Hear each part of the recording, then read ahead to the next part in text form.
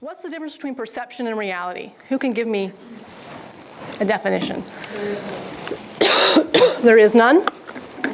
Anybody else have something? How you view it and the way it really is. How you view it, yep. So I'll tell you the difference between perception and reality. Perception is what you think, reality is what I think.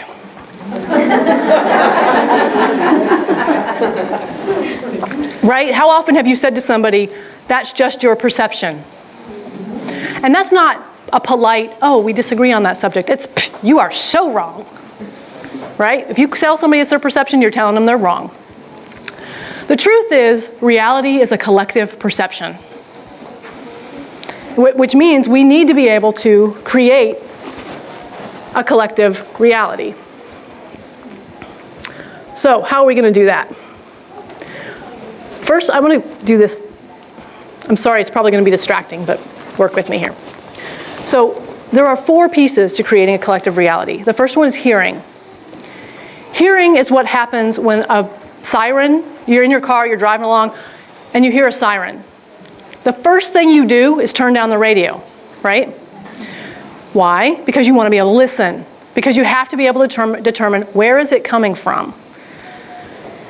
Once you know where it's coming from, you have an understanding. Is it behind me? Do I need to move over? Is it coming from the front? Is it turning to the right? I don't care. What's going on with it?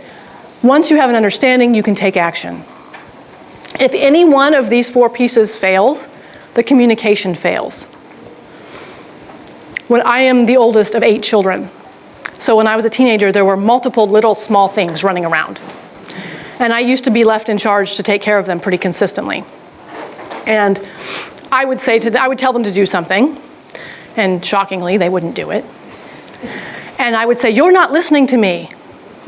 And they would say, yes, I am. And I would say, no, you amn't.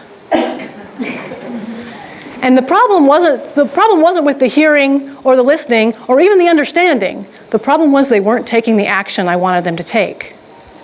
So when you say to someone, you're not listening to me, and they say, yes, I am, they're probably listening. They're probably even understanding. They just aren't taking the action you want them to take.